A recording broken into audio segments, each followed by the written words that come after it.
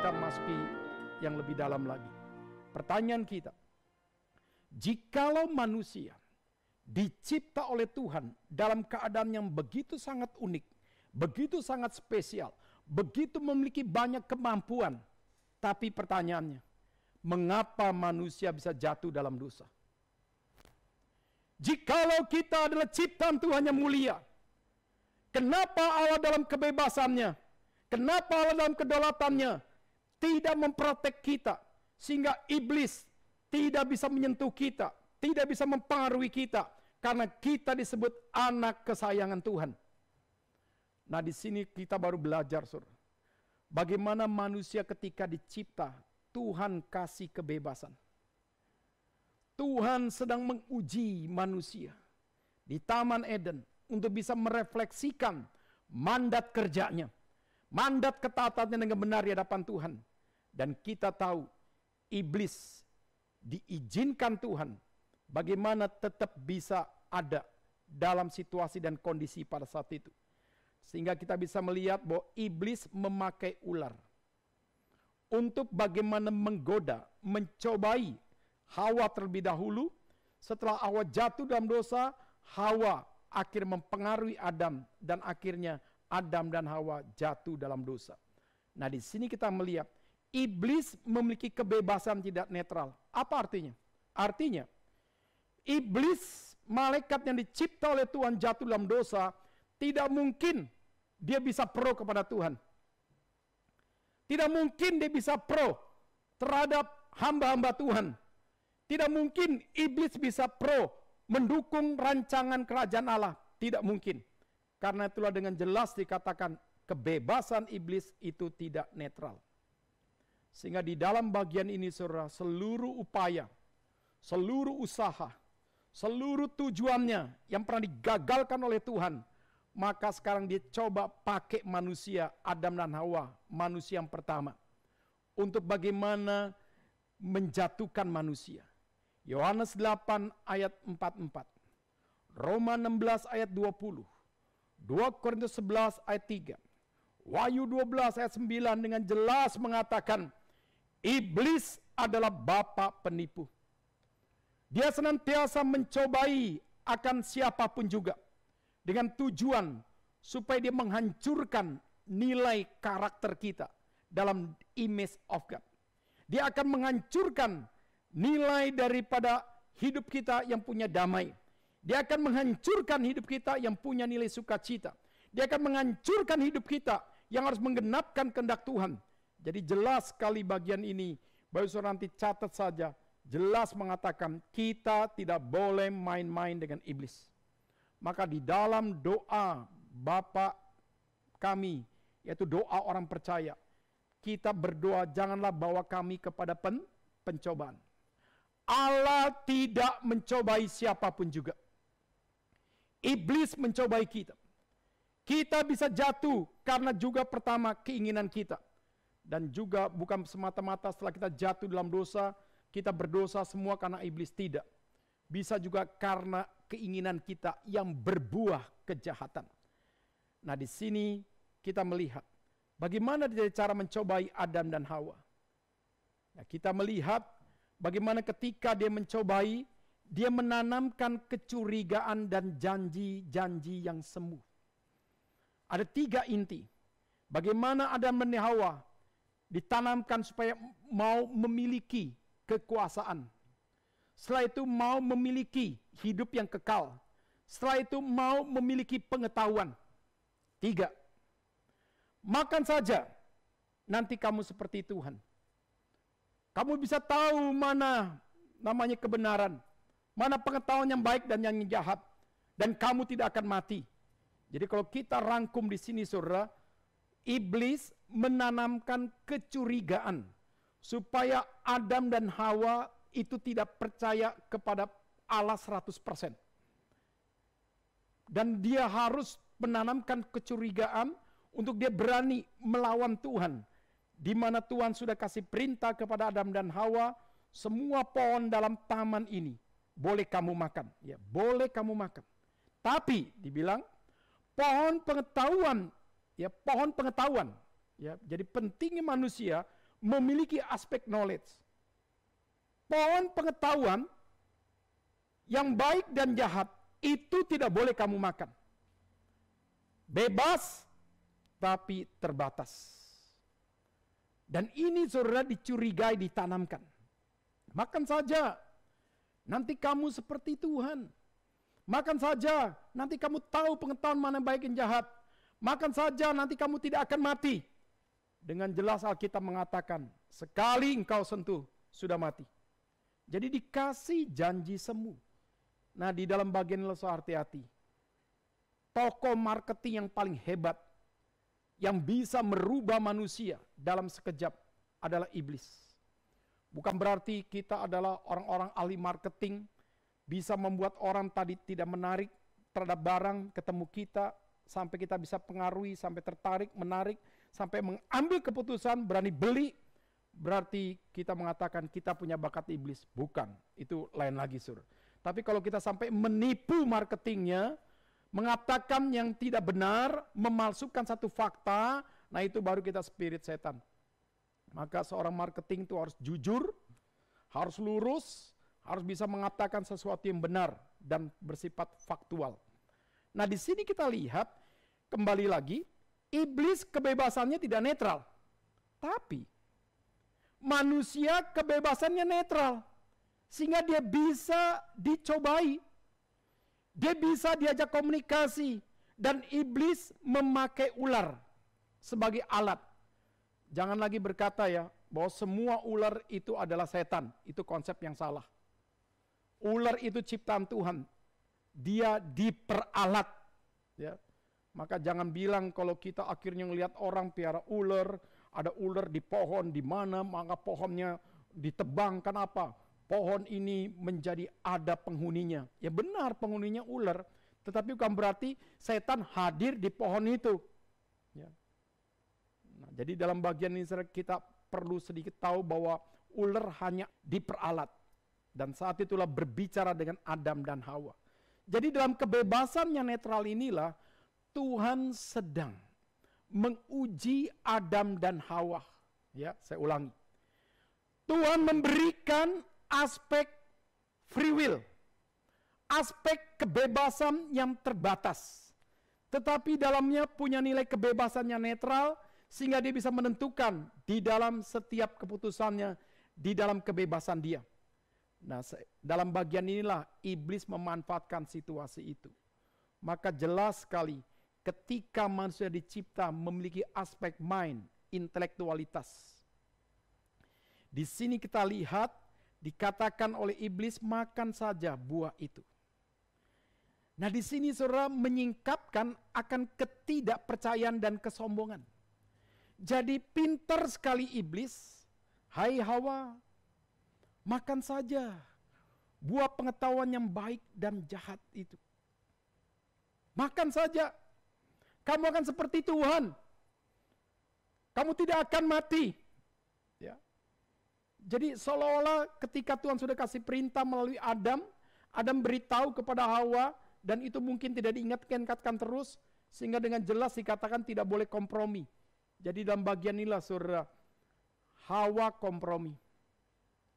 Hawa tidak tahu mengetahui akan kebenaran firman Tuhan dengan baik. Yang ditambahkan oleh iblis, dia tidak tahu. Yang dikurangi iblis, dia tidak tahu. Sehingga dia membuka hati untuk berdialog. Nah di sini saudara hati-hati. Pengetahuan kita, intelektualitas kita, dibangun dalam nilai daripada pengetahuan yang benar tentang Tuhan, melalui akan firman Tuhan, itu sangat penting. Karena penyesatan pertama dalam nilai teologi, adalah kejatuhan Adam dan Hawa yang mempertanyakan kedaulatan Tuhan, yang mempertanyakan program Tuhan. Jadi di sini saudara hati-hati. Pikiran kita dicipta oleh Tuhan sehingga kita adalah makhluk berpikir. Ya, jadi ingat ya. Kita makhluk berpikir. Jadi apapun yang kita dengar, apapun yang kita lihat, apapun adanya pencobaan-pencobaan yang datang dalam kehidupan kita, bujuk rayu, janji apapun juga, ingat, gunakan pikiran kita. Uji semua itu dalam nilai daripada firman. Apakah ini suara Tuhan? Apakah ini suara iblis? Apakah ini suara hati nuraniku? Apakah ini suara manusia biasa? Semua harus diuji. Apakah ini kebenaran yang sungguh-sungguh benar? Apa ini kebenaran yang dalamnya ada 1% kepalsuan, berarti tidak benar? Apakah ini kebenaran yang sungguh-sungguh mengalami satu proses yang katanya ini wahyu Tuhan? Jikalau ini tidak sesuai dengan Alkitab, maka kita katakan semua ini palsu. Jadi dalam bagian inilah saudara, saya percaya sekali saudara, ketika iman kita bertumbuh ke arah Kristus, maka kecerdasan kita pun bertumbuh. Jadi kita memiliki cerdas iman, sehingga kita bisa membedakan. Seperti minggu lalu yang saya katakan, ketika kita bertumbuh ke arah Kristus dalam konsep Efesus, kita menjadi orang Kristen yang dewasa dalam Kristus. Kita bisa membedakan mana ajaran yang benar, mana ajaran yang tidak benar. Dan kita makin dekat dengan hati Tuhan. Kita makin dekat dengan kehendak Tuhan. Dan itulah yang menunjukkan kepada kita akan sesuatu yang paralel, yang harmonis antara iman dengan the image of God kita. Ya. Dan yang kedua, manusia dicipta dalam kebebasannya, punya kehendak. Jadi dalam bagian ini saudara, kita punya aspek doing. Nah jadi pada waktu Adam dan Hawa dicobai, di dalam kehendak makan buah. Jadi sebagai keinginan untuk menjadi sama seperti Tuhan. Jadi ada satu kehendak sama seperti Tuhan. Jadi ada satu nilai tujuan dalam proses bujuk rayu itu.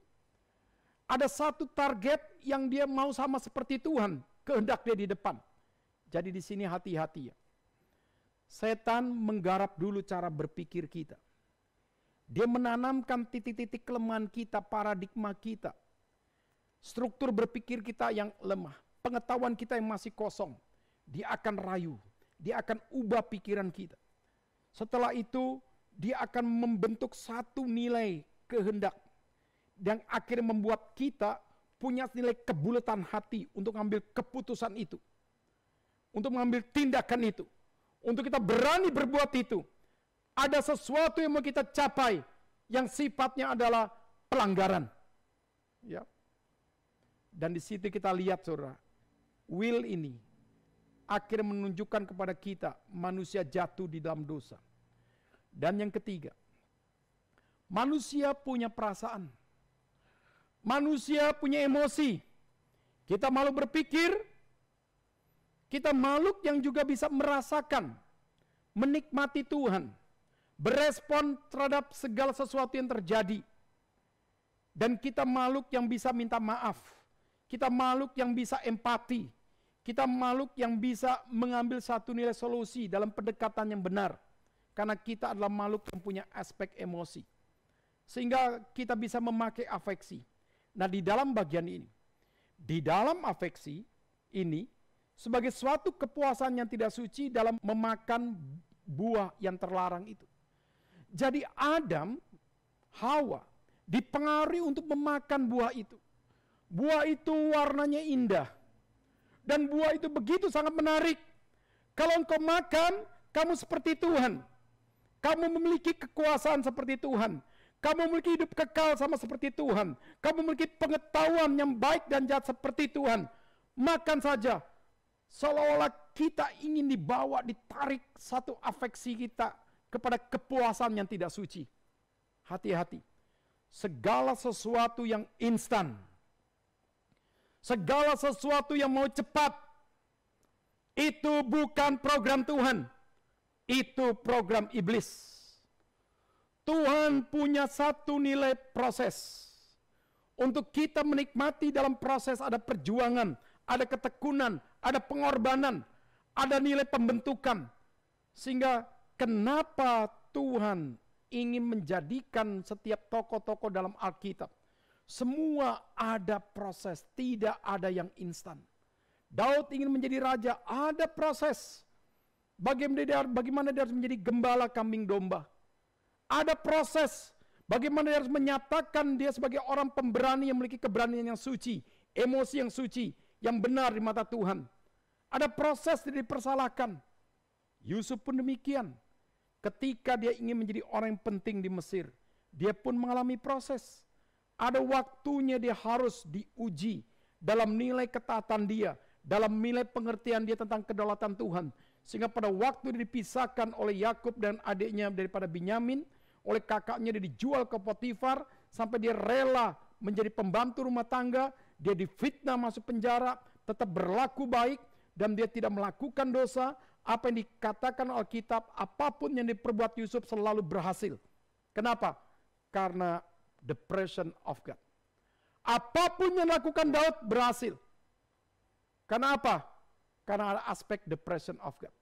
Jadi di sini saudara, kita bisa melihat bagaimana proses itu indah. Maka saya sering katakan, jangan mempercepat waktu Tuhan. Juga jangan memperlambat waktu Tuhan. Jadi setiap kita harus belajar peka. Jadi segala sesuatu yang sifatnya cepat dan instan, hati-hati. Bisa datang daripada setan. Mau cepat kaya, mau cepat sukses, mau cepat berhasil, mau cepat orang terkenal, mau cepat, hati-hati.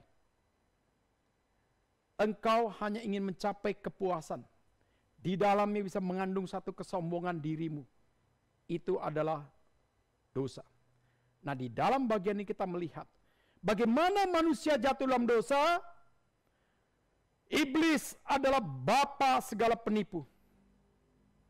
Dia punya pengetahuan, tapi dia bukan maha tahu. Dia bisa bekerja 24 jam, karena iblis tidak bisa sakit. Jadi di sini kita harus hati-hati, saudara. Iblis itu tahu titik kelemahan Adam dan Hawa di mana. Dan iblis pun tahu setiap titik-titik kelemahan kita yang sekarang mengikuti street ini, dimanapun engkau berada. Iblis tahu. Jadi karena itulah hati-hati. Efesus 6 mengingatkan kepada kita bagaimana kita harus punya jiwa peperangan rohani terus menghadapi serangan iblis. Dan kita selalu memiliki perjuangan iman sebagai tentara Tuhan dalam menggenapi kehendak Tuhan. Nah, jadi di sini jelas ya, intelek, kehendak, afeksi. Itu yang digarap oleh iblis, akhirnya Adam dan Hawa ambil keputusan. Ambil. Waktu ambil Hawa, ada Adam di dekatnya, langsung dikasih, langsung cepat dimakan. Nah, jadi disinilah dosa Adam. Tidak menguji pemberian istri. Tidak peka. Istri ini dialog dengan siapa? Kedua, ini menunjukkan kepada kita, saudara. Adam penerima mandat yang pertama. Tidak berhasil mengajarkan teologi yang benar ini kepada istri dengan utuh. Dan kenapa istri yang digoda? Karena punya aspek nilai perasaan lebih kuat. Dan ini yang digarap oleh iblis. Bukan berarti yang jatuh dalam dosa selalu banyak perempuan. Tidak. Laki-laki pun bisa jatuh karena dosa pikiran. Perempuan pun sama. Jadi dalam bagian inilah saudara, iblis itu paling tahu.